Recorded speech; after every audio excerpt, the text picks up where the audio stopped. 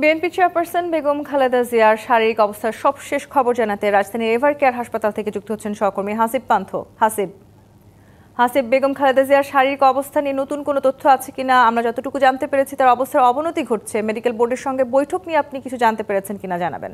তো এখন পর্যন্ত কিন্তু আসলে যে চীনের বিশেষজ্ঞ টিম এসেছিল তাদের আসার পরবর্তীতে যে বেগম জিয়ার মেডিকেল বোর্ডটি রয়েছে তাদের সঙ্গে বৈঠক হয়েছে। তবে বৈঠকের পরবর্তীতে যেই আপডেট বা যে সংবাদ সম্মেলন কিংবা কোনো তথ্য এখনো কিন্তু আমাদের কাছে এসে তেমনটি পৌঁছায়নি। তবে আমি একটু যুক্ত করি যে আসলে বেশ গেল এক সপ্তাহ যাবতই কিন্তু বিএনপি চেয়ারপারসন বেগম জিয়া তিনি তার শারীরিক যেই প্রতিনিয়ত যে চেক আপটি করাতেন তার জন্য যখন আসেন এভার কেয়ারে গেল 23 তারিখে, তারপর কিন্তু তাকে ভর্তি করা হয় এবং বেশ পরীক্ষা নিরীক্ষার পর দেখা যায় যে তার চেস্ট ইনফেকশন থেকে শুরু করে লিভার এবং কিডনির বেশ জটিল অবস্থায় চলে গিয়েছে। এক পর্যায়ে এই অবস্থার প্রেক্ষাপটে কিন্তু আসলে গেল বেশ কয়েকদিন তিনিও কিন্তু সার্ভাইভ করছেন। এছাড়াও সারা দেশব্যাপী কিন্তু দোয়া চলছে তার জন্য এবং মুহুর্মুহু কিন্তু প্রতিটি বাংলাদেশের রাজনৈতিক দলগুলো রয়েছে তারা অনেকেই আসছেন তাকে দেখতে এবং এক পর্যায়ে কিন্তু তারা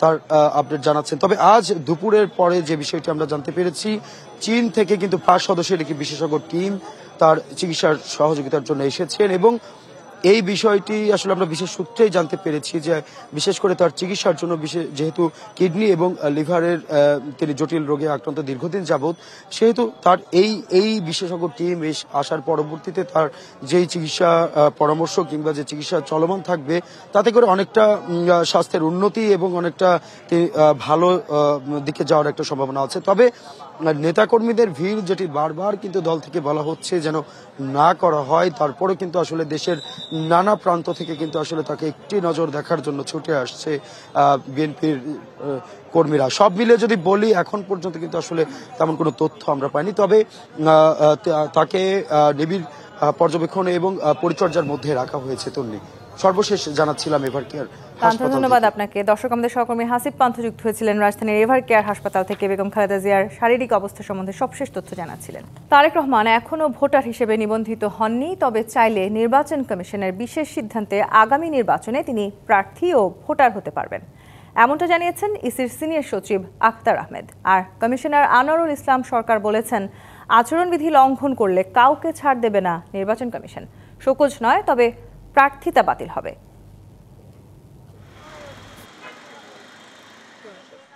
ত্রয়োদশ জাতীয় সংসদ নির্বাচন সামনে রেখে কর্মব্যস্ত নির্বাচন কমিশন। সোমবার দুপুরে নির্বাচন কমিশনে সংবাদ সম্মেলন করেন ইসি সচিব আখতার আহমেদ। এ সময় গণমাধ্যম কর্মীদের বিভিন্ন প্রশ্নের জবাব দেন তিনি।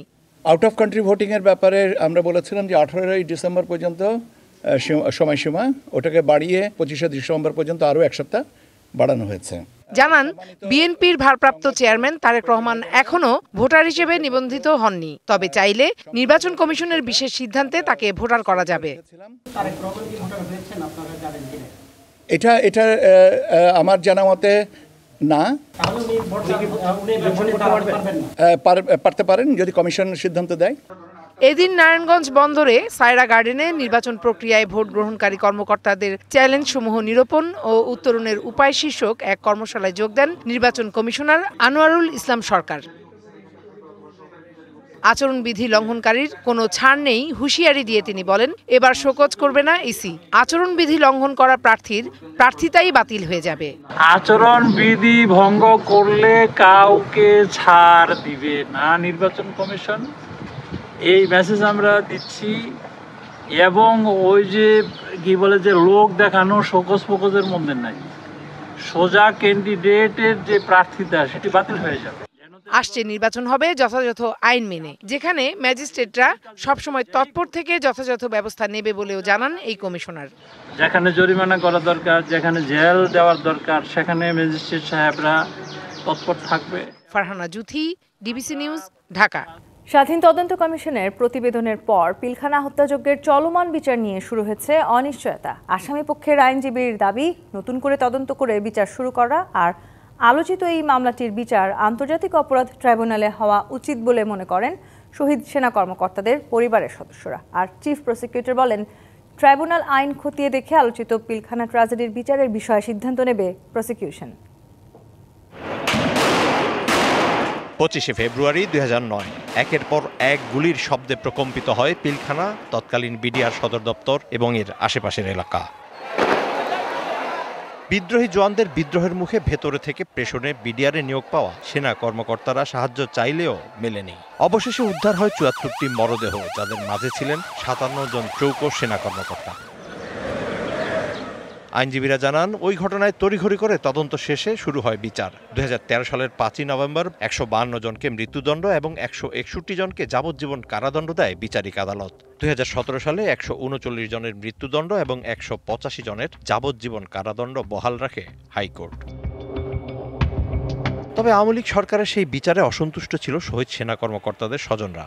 ৫ই আগস্ট সরকার পরিবর্তনের পর আন্তর্জাতিক অপরাধ ট্রাইব্যুনালে বিডিআর হত্যার বিচারের দাবিতে অভিযোগ দায়ের করেন শহীদদের স্বজনরা। হত্যাকাণ্ডের পিছনে কিছু কুশীলব থাকেন, সেই সব কুশীলব কারা ছিলেন আমরা সেই জিনিসটাও জানতে চাই। সেই ধারাবাহিকতায় রবিবার পিলখানা ট্র্যাজেডি নিয়ে প্রধান উপদেষ্টার কাছে স্বাধীন তদন্ত কমিশন প্রতিবেদন হস্তান্তর করে। এমন বাস্তবতায় হত্যা ও বিস্ফোরক আইনের দুটি চলমান মামলা নতুন করে শুরুর প্রয়োজনীয়তা রয়েছে বলে মত দেন আসামি পক্ষের প্রধান আইনজীবী। যে বিচারটা হয়ে গেছে, যদি স্বাধীন তদন্ত কমিশনের রিপোর্টে যদি পাওয়া যায় যে এইটা একটা পারফেক্টের ইনভেস্টিগেশন ছিল এবং এই ইনভেস্টিগেশনের মধ্যে অনেককে বাদ দেওয়া হয়েছে অথবা অনেক নির্দোষ আসামিকে সম্পৃক্ত করা হয়েছে, এটা স্বাভাবিক কারণেই এই ইনভেস্টিগেশন তো আর থাকতে পারে না, থাকা উচিত না, এবং এটা অবশ্যই ডিমান্ড করবে যে আবার একটি তদন্ত হোক। আর তৎকালীন বিডিআরের মহাপরিচালক শাকিল আহমেদের পুত্র রাকিন আহমেদ বিচার চান আন্তর্জাতিক অপরাধ ট্রাইব্যুনালে।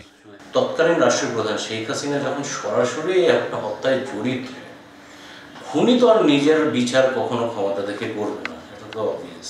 তার ফ্যামিলি মেম্বার এখানে জড়িত, সো অনেকটাই স্টেট স্পন্সার্ড ম্যাসাকার। আর এটা যেন একটা সৎ ইম্পার্শাল একটা ট্রায়াল থাকে, এটাই আমাদের চাই, যে কোনোভাবে কোনো রাজনৈতিকভাবে প্রভাবিত হবে না। আইসিটি তো এটা অনেকটা প্রমাণ করে দিয়েছে। তবে স্বজনদের প্রত্যাশা থাকলেও ট্রাইব্যুনাল আইন খতিয়ে দেখার কথা জানিয়েছেন চিফ প্রসিকিউটর। আন্তর্জাতিক অপরাধ ট্রাইব্যুনাল তার আইন অনুযায়ী তার তদন্ত সংস্থা এটা যাচাই বাছাই করে এই ট্রাইব্যুনালের জুরিসডিকশনের মধ্যে পড়ছে কিনা সেরকমভাবে আগে দেখবেন। দেখার পরে যদি মনে হয় হ্যাঁ এটা এই ট্রাইব্যুনালের ক্ষমতার মধ্যে পড়ছে, তাহলে ডেফিনেটলি সেই ব্যাপারে আনুষ্ঠানিক তদন্ত এবং আনুষ্ঠানিক তদন্তের পরে যদি তাদের সম্পৃক্ততা পাওয়া যায় তাদের বিরুদ্ধে বিচার প্রক্রিয়া শুরু করবে। কমিশনের প্রতিবেদনে অপরাধীদের সম্পর্কে চাঞ্চল্যকর তথ্য এসেছে বলেও জানান তিনি। প্রধানমন্ত্রী শেখ হাসিনা সেই সময় যিনি ছিলেন তার সম্পৃক্ততার বিষয়টা কখনোই এটা কিন্তু আলোর মুখ দেখেনি। এই কমিশনের একটা রিপোর্ট প্রাপ্তির মাধ্যমে পেছনের যারা মাস্টার মাইন্ড, যারা এটা আসলে ঘটিয়েছেন তাদের চেহারাটা উন্মোচিত হয়েছে এবং তাদেরকে বিচারের আওতায় আনার একটা সুযোগ তৈরি হয়েছে। তবে বিচারের বিষয়ে সরকারই উপযুক্ত সিদ্ধান্ত নেবেন বলেও জানান তাজুল ইসলাম। এখন সরকারকে সিদ্ধান্ত নিতে হবে যে সরকার এই বিচার প্রক্রিয়াটা কিভাবে নিয়ে অগ্রসর হবে। Mizan Ahmed, DBC news, Dhaka. পৃথক সচিবালয় অধ্যাদেশ জারির মাধ্যমে বিচার বিভাগ কর্তৃত্বপরায়ণ শাসন ব্যবস্থা ও রাজনৈতিক হস্তক্ষেপ থেকে মুক্তি পেল বলে মনে করেন আইনজীবীরা। বিচার বিভাগ ও ন্যায় বিচারের স্বার্থে ভবিষ্যতে সরকার এই বিধান কার্যকর করবে বলে আশা এ সংক্রান্ত মামলার বাদী মাজদার হোসেনের। ২৪-এর ৫ই আগস্ট পট পরিবর্তনের পর প্রধান বিচারপতি হিসেবে নিয়োগ পান ডক্টর সৈয়দ রেফাত আহমেদ। প্রথম ভাষণে বিচার বিভাগের যে রোডম্যাপ দেন সেখানেই উল্লেখ ছিল পৃথক সচিবালয়ের কথা। উপযুক্ত কর্তৃপক্ষের সংজ্ঞায় পরিবর্তন এনে সেখানে সুপ্রিম কোর্ট সচিবালয়ের সচিবকে অন্তর্ভুক্ত করলেই।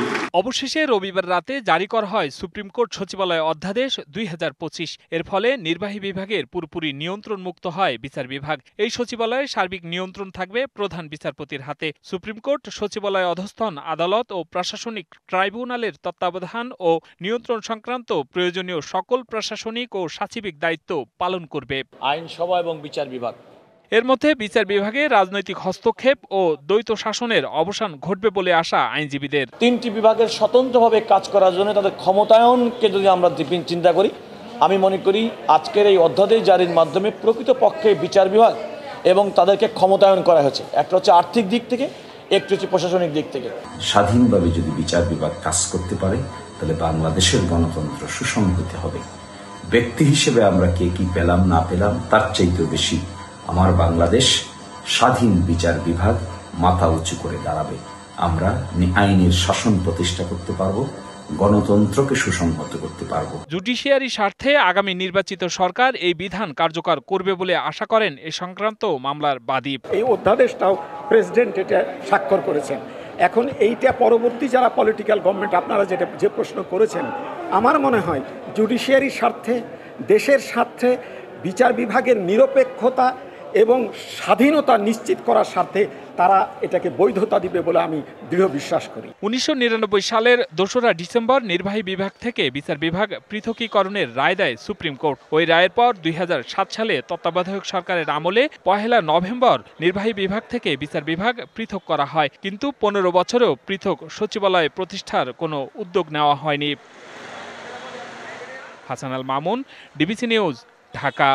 ফেব্রুয়ারিতে ত্রয়োদশ জাতীয় সংসদ নির্বাচন। সারা দেশ প্রস্তুত হচ্ছে একটি অবাধ, সুষ্ঠু ও গ্রহণযোগ্য নির্বাচনের জন্য। কি ভাবছেন সাধারণ মানুষ থেকে শুরু করে আগামী জনপ্রতিনিধিরা, সে কথা জানাতে ডিবিসি নিউজের ইলেকশন এক্সপ্রেস ছুটে যাচ্ছে সব সংসদীয় আসনে। এখন আছে সংসদীয় আসন 151, ময়মনসিংহ 6-এ। সিএসআরএম ডিবিসি ইলেকশন এক্সপ্রেস আজ রয়েছে ময়মনসিংহ 6 আসনে। ফুলবাড়িয়া উপজেলা নিয়ে, একটি উপজেলা নিয়েই মূলত ময়মনসিংহ 6 আসন গঠিত। এখানকার স্থানীয়ভাবে বেশ কয়েকটি পণ্য রয়েছে যা দেশের চাহিদা মিটিয়ে বিদেশেও রপ্তানি হয়, কিন্তু দীর্ঘ সময়েও মানুষের চাহিদা মোতাবেক খুব বেশি একটা উন্নয়ন কর্মকাণ্ড হয়নি এই জায়গায়। অবকাঠামোগত উন্নয়ন, শিক্ষা এবং স্বাস্থ্য খাতেও তেমন উন্নয়ন হয়নি এই ফুলবাড়িয়াতে। আমার সাথে এখন এই মুহূর্তে যুক্ত রয়েছেন বাংলাদেশ জামায়াত ইসলামী মনোনীত ময়মনসিংহ 6 আসনের প্রার্থী অধ্যক্ষ কামরুল হাসান মিলন। আমরা একটু জানতে চাই যে আসলে স্বাধীনতার দীর্ঘ সময় পরেও কেন ফুলবাড়িয়া এখন পর্যন্ত মানুষের চাহিদা মোতাবেক উন্নয়ন পেল না? জি, ধন্যবাদ আপনাকে। আসলে উন্নয়ন না পাওয়ার পেছনে অন্যতম কারণ হচ্ছে দুর্নীতি। দ্বিতীয়ত আমি বলবো যে যেই দলই ক্ষমতায় গিয়েছে তারা আসলে দেশকে ওন করেনি, বা এই দেশের সমস্ত মানুষকে নিয়ে কাজ করার তারা প্রয়োজন বোধ করেনি। তারা দলীয় এজেন্ডা বাস্তবায়ন করেছে, যে কারণে আসলে উন্নয়ন হয়নি আমি মনে করি। আপনি তো দল থেকে মনোনয়ন পেয়েছেন, মনোনয়ন পাবার পর থেকে মানুষের কাছে কাছে যাচ্ছেন, মানুষের ঘরে ঘরে গিয়ে ভোট প্রার্থনা করছেন। আসলে আমি নিজেও দেখলাম আপনি পথসভা করছেন, কাজ শুরু করেছেন। তো মানুষ কেমন সাড়া দিচ্ছে, মানুষের কাছে গিয়ে কি জানতে পারছে? হ্যাঁ, মানুষ সাড়া দিচ্ছে, আলহামদুলিল্লাহ ব্যাপকভাবে সাড়া দিচ্ছে। মানুষ 17 বছর ভোট দিতে পারেনি, সে একটা চরমভাবে তারা বঞ্চিত হয়েছে, যে কারণে মানুষ মুখিয়ে আছে একটা ভোট যুদ্ধে অংশগ্রহণ করার জন্য। পাশাপাশি 3টা ইলেকশন বঞ্চিত যারা করেছে, যে ফেসিবাদী চরিত্র, তারা আর সেরকম ফেসিবাদী চরিত্রকে তারা গ্রহণ করতে চায় না, যে কারণে তারা নতুন স্বপ্নে বিভোর এবং নতুন কাউকে চাচ্ছে, যারা এই দেশকে, এই দেশের মানুষকে ভালোবাসে এবং যারা সাম্রাজ্যবাদী শক্তির বিরুদ্ধে, ভারতীয় আধিপত্যবাদের বিরুদ্ধে এই দেশকে এগিয়ে নেওয়ার জন্য যারা কাজ করবে। বিশেষ করে উন্নয়ন, তারপরে দেশের ঐক্য, সমৃদ্ধি ইত্যাদি নিয়ে যারা চিন্তা করে, তাদের পক্ষেই রায় দিবে বলে আমরা মনে করি। আসলে আপনি এই ফুলবাড়িয়াবাসীর জন্য কি পরিকল্পনা রেখেছেন, তরুণদের জন্য, নারীদের জন্য, বা যারা কৃষক রয়েছে তাদের জন্য? ধন্যবাদ। আসলে বাংলাদেশে 54% রাস্তা হচ্ছে পাকা। আমরা যদি দেখি একটা স্ট্যাটিস্টিক্সে, যে ময়মনসিংহে সেটা হচ্ছে 28%। তো 28% রাস্তার মধ্যে আবার ফুলবাড়িয়া, আমার ধারণা, ফুলবাড়িয়া স্ট্যাটিস্টিক্সটা আমি জানি না, তবে আমার ধারণা যে 15%-এর বেশি হবে না। তো এই কারণে আমাদের চিন্তা হচ্ছে এইখানে আমরা অবকাঠামোগত উন্নয়ন, রাস্তাঘাট সহ অবকাঠামোগত উন্নয়নকে আমরা প্রায়োরিটি দেব। 2 নম্বর প্রায়োরিটি হচ্ছে এদেশের তরুণ এবং যুব সমাজ, 2 কোটি শিক্ষিত বেকার যুবক রয়েছে, তাদেরকে যদি কর্মীর হাতে আমরা পরিণত করতে পারি, এই দেশ সিঙ্গাপুরকে ছাড়িয়ে যাবে বলে আমরা মনে করি। তাদের জন্য আমাদের কর্মসূচি, তাদের বেকার সমস্যার সমাধান, তাদেরকে স্বকর্মসংস্থান, ইউনিয়ন ভিত্তিক আমরা ইন্টারনেট সার্ভিস দিয়ে তারা স্ব-উদ্যোগে সেখানে ইন্টারনেট ভিত্তিক যে ব্যবসা, সেটা তারা করবে, সেটা আমরা সুযোগ করে দিব। 3 নাম্বার হচ্ছে আমরা নারী এবং শিশুদের জন্য সেখানে হাসপাতালগুলোকে আমরা সমৃদ্ধ করব, বিশেষ করে ইউনিয়ন ভিত্তিক স্বাস্থ্য কেন্দ্রগুলোকে আমরা ওই যে ফ্রি মেডিকেল ক্যাম্প আর যাতে না করতে হয়, আমরা কিন্তু এখন ফ্রি মেডিকেল ক্যাম্প করছি, সেটা যাতে না করতে হয় স্থায়ীভাবে আমরা যে ডাক্তার রয়েছে সরকারি প্রত্যেকটা ইউনিয়নে যদি সপ্তাহে 2 দিন করে আমরা বসানোর ব্যবস্থা করি, তাহলে মানুষ 80% মানুষ চিকিৎসা সুবিধা পাবে, এটা আমাদের প্ল্যানে রয়েছে। 4 নাম্বার হচ্ছে আমরা এই দেশের এই ফুলবাড়িয়া, বিশেষ করে ফুলবাড়িয়ার এই দক্ষিণ অঞ্চলে আমরা জানি বিশেষ লেবু উৎপাদন হয়, তারপরে সেখানে আনারস, কৃষি ভিত্তিক যে শিল্প গড়ে তোলার আমাদের পরিকল্পনা রয়েছে। বিশেষ করে কোল্ড স্টোরেজ খুবই সময়ের দাবি, সেটা আমরা অবশ্যই ক্ষমতায় যদি আমরা যাই আমরা বাস্তবায়ন করার চেষ্টা করব ইনশাআল্লাহ। এই আসনে তো আসলে আপনার প্রতিদ্বন্দ্বী হিসেবে বিএনপি প্রার্থীও রয়েছেন, তারাও ইতোমধ্যে মানুষের কাছে কাছে যাচ্ছেন, তারাও ভোট প্রার্থনা করছেন। আসলে আপনাকে বেছে নেওয়ার মূল কারণটা কি, খুব সংক্ষেপে জানতে চাই। আচ্ছা, আমাদেরকে বেছে নেওয়ার যদি 1 নাম্বার কারণ আমরা বলি, তাহলে জাতীয়ভাবেই বঞ্চিত হয়েছে মানুষ ওই বিগত যারা ক্ষমতায় ছিল তাদের কাছ থেকে মানুষ এখন মুখ ফিরে নিয়েছে, এটা হলো 1 নাম্বার কারণ, জাতীয় কারণ। দ্বিতীয়ত হচ্ছে আঞ্চলিকভাবেও যে আমি চিন্তা করি, তাহলে আমরা দেখব যে যিনি আমাদের বিপরীতে যারা ইলেকশন করবেন, আমি মনে করি আমাদের চাঁদাবাজ, তারপরে দুর্নীতিবাজ, তারপরে এই দুর্নীতি বন্ধের জন্য তাদের যে কর্মসূচি, এই কর্মসূচি আছে এটা মানুষ বিশ্বাস করতে চায় না, বরং এক গ্রুপ থেকে আরেক গ্রুপের হাতে দেশ চলে যাবে এই ভয় বা আতঙ্কে তারা আছে। আমরা মনে করি আমরা যদি দায়িত্ব পাই তাহলে মানুষ নিরাপদে থাকবে এবং সমস্ত মানুষের নিরাপত্তা এবং সমস্ত মানুষকে নিয়ে আমরা চলার চেষ্টা করবো ইনশাআল্লাহ। ডিবিসি ইলেকশন এক্সপ্রেসের সময় দেওয়ার জন্য আপনার প্রতি কৃতজ্ঞতা। CSRM ডিবিসি ইলেকশন এক্সপ্রেস আজ রয়েছে ময়মনসিংহ 6 আসনে। আমরা পরবর্তী বুলেটিনে অন্য কোনো দলের প্রার্থীর সাথে তার বিষয়ে জানার চেষ্টা করব। সে পর্যন্ত ডিবিসি নিউজের সাথে থাকুন। বিএনপি চেয়ারপারসন বেগম খালেদা জিয়ার সুস্থতা কামনায় দেশের বিভিন্ন স্থানে কোরআন তেলাওয়াত ও দোয়া মাহফিল হয়েছে। বগুড়ায় জেলা ছাত্রদলের উদ্যোগে কোরআন খতম, দোয়া মাহফিল এবং এতিমদের মাঝে খাবার বিতরণ করা হয়েছে। বিকেলে শহরের নওয়াববাড়ি সড়কে দলীয় কার্যালয়ে এই কর্মসূচি হয়। এ সময় বগুড়া জেলা বিএনপির সভাপতি রেজাউল করিম বাদশাহ বিএনপি চেয়ারপারসনের গণতন্ত্র পুনরুদ্ধারে ত্যাগ ও সংগ্রামের কথা তুলে ধরেন। এদিকে হবিগঞ্জে বেগম খালেদা জিয়ার সুস্থতা কামনায় এতিমদের নিয়ে খতমে কোরআন ও দোয়া মাহফিল হয়েছে। দুপুরে হবিগঞ্জ 1 আসনের সাবেক সংসদ সদস্য শেখ সুজাত মিয়ার উদ্যোগে তার নিজ বাসভবনে বিভিন্ন মাদ্রাসা ও এতিমখানার শিক্ষার্থীদের নিয়ে এই দোয়া মাহফিল অনুষ্ঠিত হয়। এছাড়া চট্টগ্রামের হাটহাজারীতে বিএনপি চেয়ারপারসন বেগম খালেদা জিয়ার রোগ মুক্তি কামনায় দোয়া মাহফিল অনুষ্ঠিত হয়েছে। সকালে দক্ষিণ শিকারপুর ও বুড়িশ্বর বিএনপির উদ্যোগে দোয়া মাহফিলে সভাপতিত্ব করেন বিএনপি নেতা নূর হোসেন মেম্বার। প্রধান অতিথি ছিলেন বিএনপি চেয়ারপারসনের উপদেষ্টা SM ফজলুল হক। বিএনপি চেয়ারপারসন বেগম খালেদা জিয়ার রোগ মুক্তি ও সুস্থ কামনায় খতমে কোরআন ও দোয়া মাহফিলের আয়োজন করেছে ঢাকা আইনজীবী সমিতি। সোমবার বিকেলে ঢাকা আইনজীবী সমিতি ভবনে সানাউল্লাহ মিয়া অডিটোরিয়ামে এই দোয়া মাহফিল অনুষ্ঠিত হয়।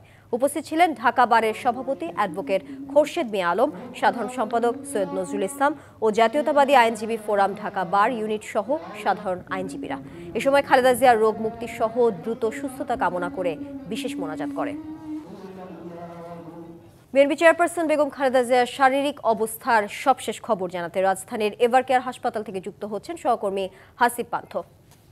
হাসিব, বেগম খালেদা জিয়ার শারীরিক অবস্থা নিয়ে নতুন কি তথ্য আছে, আর মেডিকেল বোর্ডের সঙ্গে যে বৈঠক সেই বিষয়ে কি জানতে পেরেছেন? তানিয়া, এখন পর্যন্ত কিন্তু আসলে মেডিকেল বোর্ডের যেই সংবাদ সম্মেলনটি হওয়ার কথা ছিল সেটা কিন্তু এখনো হয়নি। তবে বিশেষ সূত্রে আমরা জানতে পেরেছি তাকে কেবিনে বিশেষ নিবিড় পর্যবেক্ষণের মধ্যে রাখা হয়েছে এবং তার যেই বিকালে দুপুরে অর্থাৎ 3টা সাড়ে 3টা নাগাদ যে চীন থেকে 5 সদস্যের একটি বিশেষজ্ঞ টিম এসেছে, তারা কিন্তু আসলে প্রথমে এসেই মেডিকেল বোর্ডের সঙ্গে বৈঠক করেছে। তারপর বিগত বেশ কয়েকদিন যাবৎ যেহেতু তিনি এখানে ভর্তি আছেন, সেহেতু এই সময়টার যে রিপোর্টগুলো করা হয়েছে সেগুলো নিয়ে কিন্তু তারা আসলে তাদের পর্যবেক্ষণ করেছেন, আমরা বিশেষ সূত্রে জানতে পেরেছি। তবে দল থেকে কিন্তু আসলে বলা হচ্ছে যে বিশেষভাবে বিএনপি চেয়ারপারসন বেগম খালেদা জিয়ার অসুস্থতার বিভিন্ন অপতথ্য যেন না ছড়ানো হয়, এমনকি এই হাসপাতালের সামনে যেন নেতাকর্মীদের ভিড় না থাকে। তবে আজ দুপুর থেকে কিন্তু আমি দেখানোর চেষ্টা করছিলাম যে মন মানছে না এমন অনেক নেতাকর্মী কিন্তু যারা আছেন বা সাধারণ কর্মী যারা আছেন তারা বিভিন্ন জেলা থেকে কিন্তু ছুটে এসেছে। কেউ পাবনা থেকে, নাটোর থেকে, পটুয়াখালী বিভিন্ন প্রান্ত থেকে ছুটে এসেছেন তার সুস্থতার খবর জানার জন্য। তবে এখন পর্যন্ত যে তথ্য তাকে কিন্তু বিশেষ পর্যবেক্ষণের মধ্যে রাখা হয়েছে এবং তার শারীরিক অবস্থা কিন্তু অপরিবর্তিতই রয়ে গিয়েছে। সর্বশেষ জানাচ্ছিলাম তানিয়া এভার কেয়ার হাসপাতালের সামনে থেকে। হাসিব, আপনাকে ধন্যবাদ যুক্ত থাকার জন্য। ফেব্রুয়ারিতে ত্রয়োদশ জাতীয় সংসদ নির্বাচন। সারা দেশ প্রস্তুত হচ্ছে একটি অবাধ, সুষ্ঠু ও গ্রহণযোগ্য নির্বাচনের জন্য। কি ভাবছেন সাধারণ মানুষ থেকে শুরু করে আগামীর জনপ্রতিনিধিরা, সে কথা জানাতে ডিবিসি নিউজে ইলেকশন এক্সপ্রেস ছুটে যাচ্ছে সব সংসদীয় আসনে। এখন আছে সংসদীয় আসন 151, Mymensingh 6। CSRM DBC election express আজ রয়েছে ময়মনসিংহ 6 আসনে। ফুলবাড়িয়া উপজেলার নিয়ে গঠিত এই ময়মনসিংহ 6 আসন 13টি ইউনিয়ন এবং একটি পৌরসভা নিয়ে এই উপজেলার দূরত্ব বিভাগীয় শহর থেকে মাত্র 20 কিলোমিটার। কিন্তু সেই অনুপাতে আসলে বিভাগীয় শহরের কাছাকাছি শহর হবার পরেও স্বাধীনতার পরে দীর্ঘ সময়েও খুব বেশি উন্নয়নের ছোঁয়া লাগেনি ফুলবাড়িয়ায়। ফুলবাড়িয়ার বেশ কয়েকটি পণ্য রয়েছে যা দেশের চাহিদা মিটিয়ে বিদেশেও রপ্তানি হয়। তারপরেও কেন অবকাঠামোগত উন্নয়ন, শিক্ষা এবং স্বাস্থ্য খাতে উন্নয়ন হলো না, সেসব নিয়ে একটু কথা বলার চেষ্টা করব। আমার সাথে যুক্ত রয়েছেন বিএনপি মনোনীত ময়মনসিংহ 6 আসনের প্রার্থী আখতারুল আলম ফারুক। আমরা একটু বলবেন যে আসলে এত দিনেও কেন আপনার এই উপজেলাতে উন্নয়নের মানুষের চাহিদা মতো উন্নয়ন করা সম্ভব হয়নি? বিসমিল্লাহির রহমানির রহিম, আপনাকে ধন্যবাদ। প্রথমে আমি দেশবাসীর কাছে দোয়া চাচ্ছি। আমাদের নেত্রী বেগম খালেদা জিয়া গুরুতর অসুস্থ, আপনারা সবাই দোয়া করবেন আল্লাহ পাক ওনাকে যেন দ্রুত আরোগ্য দান করেন। আসলে বিগত আমাদের ফুলবাড়িয়া কোনো উন্নয়ন হয় নাই। বিগত অবৈধ শেখ হাসিনা সরকারের আমলে প্রচুর অনুদান এসেছে, স্যাংশন এসেছে, কিন্তু যারা দায়িত্ব পালন করেছে, আগের যারা এমপি ছিল, তারা সমস্ত টাকা পয়সা তসরুপ করে বিদেশে পাচার করেছে, যার জন্য আমাদের রাস্তাঘাট, স্কুল, কলেজ, মসজিদ, মাদ্রাসা, মন্দির, আপনার শ্মশানঘাট কোনো জায়গায় কোনো উন্নয়নের ছোঁয়া নাই। তো এই সমস্ত টাকা পয়সা মেরে তারা বিদেশে পাচার করেছে, যে জন্য আমাদের এই ফুলবাড়িয়া থানার তেমন কোনো উন্নয়ন হয় নাই। আপনি তো ইতিমধ্যে দলের মনোনয়ন পেয়েছেন এবং তারপর থেকে আপনি মানুষের কাছে যাচ্ছেন, মানুষের দ্বারে দ্বারে গিয়ে ভোট প্রার্থনা করছেন। কি ধরনের প্রতিশ্রুতি দিচ্ছেন মানুষকে? আপনি হয়তো ফুলবাড়িয়া থানা দেখেছেন যে পুরা ফুলবাড়িয়া থানার সমস্ত কিছু অবকাঠামো ভেঙে নষ্ট হয়ে গেছে। আমি তাদেরকে আশ্বস্ত করতেছি যদি আমি জনগণের ভোটে সংসদে যাই তাহলে এই রাস্তাঘাট, স্কুল, কলেজ, মসজিদ, মাদ্রাসা এই সমস্ত অবকাঠামোগুলির উন্নয়ন করব খুব দ্রুত। শিক্ষা এবং স্বাস্থ্য খাতে কি ধরনের উন্নয়ন পরিকল্পনা রয়েছে আপনার? না, শিক্ষার ক্ষেত্রে, শিক্ষা আমাদের জাতির মেরুদণ্ড। শিক্ষার খাতে অবশ্যই আমি উন্নয়ন করব। যে স্কুল কলেজের যে উন্নয়ন হয় না সেগুলির যত দ্রুত সম্ভব, আমরা ক্ষমতায় গেলে যত দ্রুত সম্ভব সেইগুলি অবকাঠামোগত এবং শিক্ষার মান উন্নয়নে আমি চেষ্টা করব। আর যেমন আমাদের স্বাস্থ্য খাতের অবস্থা খুবই খারাপ। বিগত সময়ে কোনো ছোঁয়া লাগে নাই, উন্নয়নের কোনো ছোঁয়াই লাগে নাই স্বাস্থ্য খাতে। খুব দ্রুত সম্ভব, যত দ্রুত সম্ভব সংসদে যাওয়ার পর আমাদের ফুলবাড়িয়া থানার যে হসপিটাল আছে এবং বিভিন্ন জায়গায়, বিভিন্ন ইউনিয়নে আরও 50 সদস্য বা 100 সদস্য শয্যা বিশিষ্ট হসপিটাল প্রতিষ্ঠা করার চেষ্টা করব। আপনার এই ফুলবাড়িয়া উপজেলাতে পুরুষ এবং নারী ভোটারের সংখ্যা প্রায় কাছাকাছি, নারী ভোটার কিছুটা বেশি, তরুণ ভোটারের আধিক্যও অনেক। নারী এবং তরুণদের জন্য কি করার পরিকল্পনা রয়েছে? না, তরুণদের আমাদের 31 দফা শর্তের ভিতর তারেক রহমানের যে প্রতিশ্রুতি, যে বিগত সময়ে যাদের চাকরি হয় নাই সরকারি পর্যায়ে বা 1 কোটি বেকারকে চাকরি সংস্থান করবে, তরুণদের জন্য এটা খুবই আশার সংবাদ। এবং নারীদের কর্মসংস্থানের জন্য বিভিন্ন পর্যায়ে তাদেরকে প্রশিক্ষণ দিয়ে এবং যেমন ধরেন যে আমাদের দেশে কুটির শিল্প আছে, তাঁত শিল্প আছে, এইগুলির দিকে প্রশিক্ষণ দিয়ে তাদেরকে ওই সমস্ত প্রোডাক্ট বিদেশে এক্সপোর্ট করার ব্যবস্থা করা হবে। এখানে তো জামায়াত ইসলামীও ইতোমধ্যে প্রার্থী দিয়েছে, তো আপনি জয়ের ব্যাপারে কতটা নিশ্চিত? খুব সংক্ষেপে। ইনশাআল্লাহ আমরা বিএনপি জনগণ দীর্ঘ 17 বছরে কোনো ভোট দিতে পারে নাই। জনগণ অধীর আগ্রহে ধানের শীষে ভোট দেওয়ার জন্য অপেক্ষমান। ইলেকশন হওয়ার সাথে সাথে আমি শতভাগ আশাবাদী যে ধানের শীষ এখানে বিজয়ী হবে এবং জয়যুক্ত করবে জনগণ। সিএসআরএম ডিবিসি ইলেকশন এক্সপ্রেসের সময় দেওয়ার জন্য আপনাকে ধন্যবাদ। ডিবিসি ইলেকশন এক্সপ্রেস আগামীকাল থাকবে ময়মনসিংহ 7 এবং ময়মনসিংহ 8 আসনে। জানানোর চেষ্টা করব সেখানকার যারা জনপ্রতিনিধি হচ্ছেন এবং সাধারণ ভোটারদের কথা। সে পর্যন্ত ডিবিসি নিউজের সাথে থাকুন। রাজধানীর করাইল বস্তিতে ভয়াবহ অগ্নিকাণ্ডে বিপুল সংখ্যক ঘরবাড়ি পুড়ে যাওয়ার ঘটনায় ক্ষতিগ্রস্তদের পাশে দাঁড়িয়েছেন আহসান গ্রুপের অন্যতম অঙ্গ প্রতিষ্ঠান Regent holdings development limited. Corporate সামাজিক দায়বদ্ধতা কার্যক্রমের অংশ হিসেবে সোমবার করাইলে অগ্নিকাণ্ডে ক্ষতিগ্রস্ত পরিবারগুলোর মাঝে নিত্য প্রয়োজনীয় খাদ্য সামগ্রী ও ব্যবহার্য দ্রব্যাদি বিতরণ করা হয়। জরুরি সহায়তা সামগ্রী পৌঁছে দেওয়া ত্রাণ কার্যক্রমে উপস্থিত ছিলেন স্থানীয় সমাজসেবক সহ রিজেন্ট হোল্ডিং ডেভেলপমেন্ট লিমিটেডের পদস্থ কর্মকর্তারা। রিজেন্ট হোল্ডিং ডেভেলপমেন্ট লিমিটেড তাদের টাউনশিপ প্রজেক্ট পূর্বাচল রিজেন্ট টাউনের বিভিন্ন সামাজিক ও বাণিজ্যিক কর্মকাণ্ডের মাধ্যমে সমাজের প্রয়োজনমুখী মানুষের পাশে থাকার অঙ্গীকার নিয়ে সবসময় কাজ করে যাচ্ছে। ভবিষ্যতেও এই ধরনের মানবিক উদ্যোগ অব্যাহত রাখার প্রত্যাশা ব্যক্ত করেন প্রতিষ্ঠানটির কর্মকর্তারা। 3 সপ্তাহের বেশি সময় ধরে পাকিস্তানের সাবেক প্রধানমন্ত্রী ইমরান খানের সঙ্গে তার স্বজন ও দলীয় নেতাকর্মীদের দেখা করতে দেয়া হচ্ছে না। একই সাথে অনলাইনে তার মৃত্যুর গুজবও ছড়িয়েছে। এমন অবস্থায় সাবেক এই প্রধানমন্ত্রীর প্রুফ অফ লাইফ অবিলম্বে জনসম্মুখে প্রকাশ করতে দাবি জানিয়েছেন তার ছেলেরা। এদিকে বাবার নিরাপত্তা নিয়ে উদ্বিগ্ন ইমরানের 2 ছেলে আশঙ্কা প্রকাশ করে বলেছেন, জেল কর্তৃপক্ষ ইমরান খানের বর্তমান অবস্থার বিষয়ে কিছু গোপন করছেন এবং ইমরান এখনও বেঁচে আছেন কিনা এমন নির্ভরযোগ্য কোনো তথ্যও তার পরিবারের কাছে নেই। পাকিস্তান তেহরিকে ইনসাফের প্রতিষ্ঠাতা ইমরান খানকে রাওয়ালপিন্ডির আদিয়ালা কারাগারে বন্দী করে রাখা হয়েছে। আদালতের নির্দেশ অনুযায়ী সাবেক এই প্রধানমন্ত্রীর সঙ্গে তার স্বজনদের প্রতি সপ্তাহে দেখা করতে দিতে হবে।